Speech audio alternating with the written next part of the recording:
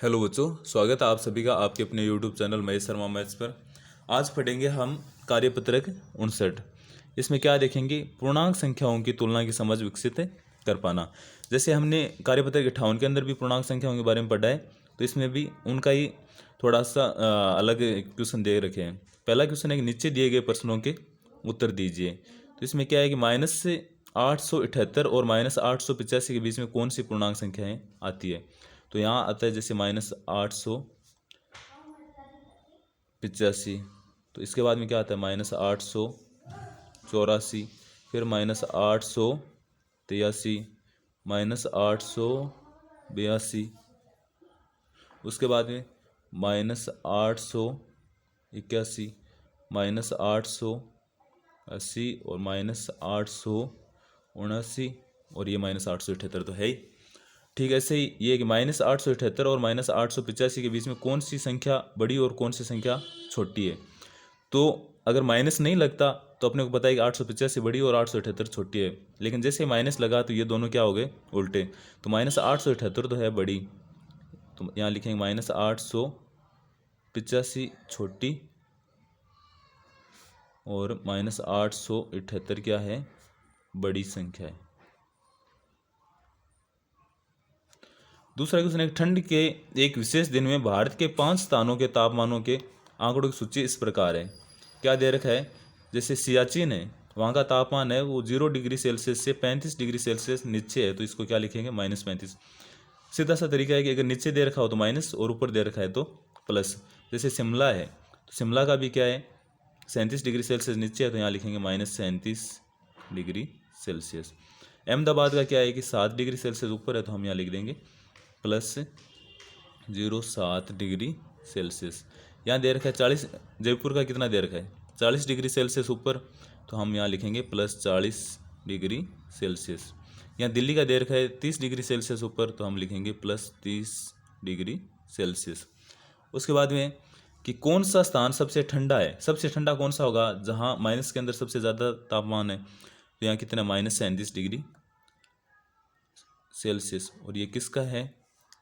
शिमला का, तो हम यहाँ लिखेंगे शिमला है वो सबसे ठंडा है। उसके बाद कौन सा स्थान सबसे गर्म है? अब सबसे गर्म यानी प्लस में सबसे ज़्यादा किसके है? जयपुर के, तो जयपुर सबसे ज़्यादा गर्म है और जयपुर का तापमान कितना है? +40 डिग्री सेल्सियस। उसके बाद में कि दी गई पूर्णांक संख्याओं को आरोही क्रम में लिखें। आरोही क्रम तो हमेशा ये होता है कि छोटे से बड़े की ओर। क्या होता है? छोटे से बड़े की ओर। और अवरोही इसका विपरीत होता है, बड़े से छोटे की ओर होता है अवरोही। तो आरोही लिखना है अपने, यानी छोटे से बड़े की ओर। अब इनमें देखो सबसे छोटी संख्या कौन सी है? -435। उसके बाद में -240, तो ये -240। उसके बाद में ये 95, और उसके बाद में कौन सी है? 425, और उसके बाद में 891।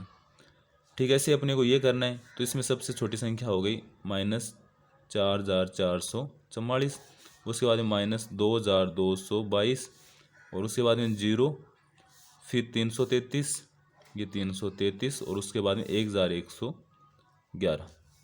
चौथा क्वेश्चन है कि दी गई पूर्णांक संख्याओं को अवरोही क्रम में, और अवरोही क्रम का मतलब क्या होता है? बड़े से छोटे की ओर, तो बड़े से छोटे की ओर। और अगर आपको ये इतना पता होगा तो आप आराम से कर लोगे, बड़े से छोटे की ओर।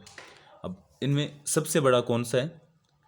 ये 54 डिग्री सेल्सियस।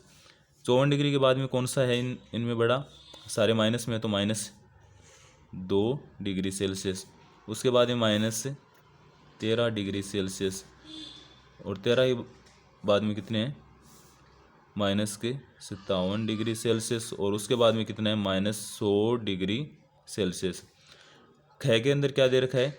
सबसे बड़ा, तो सबसे बड़ा है 7111। इससे छोटा कौन सा है? 1711। इसके बाद में कौन सा है? 1117। उसके बाद में 117, और उसके बाद में -1711, तो -1711। पाँचवा क्वेश्चन है कि निम्नलिखित कथनों के लिए सत्य अथवा असत्य लिखिए। कि 2 ऋणात्मक पूर्णांकों का गुणनफल धनात्मक होता है। हाँ सही है, क्योंकि माइनस से गुणा होता है तो क्या होता है? प्लस या माइनस, प्लस से गुणा होता है तो माइनस, आप क्या है कि माइनस प्लस है वो गुणा होता है माइनस से तो भी माइनस होता है, और प्लस है वो गुणा होता है प्लस से तो हमेशा प्लस होता है। यानी समान समान से गुणा होगा तो हमेशा प्लस, और अपोजिट यानी एक माइनस और एक प्लस गुणा होगा तो क्या होता है माइनस। तो इसमें दे रखा है दो ऋणात्मक पूर्णांकों का गुणनफल धनात्मक होता है, तो हाँ ये सत्य है। क्या है? सत्य। उसके बाद एक शून्य एक ऋणात्मक पूर्णांक है, नहीं शून्य ऋणात्मक पूर्णांक नहीं है, शून्य उदासीन है, तो ये क्या हो गया? असत्य। ये था अपना कार्यपत्र 59। आप सबको कैसा लगा ज़रूर बताना, लाइक शेयर और सब्सक्राइब करना ना भूलना। Thank you.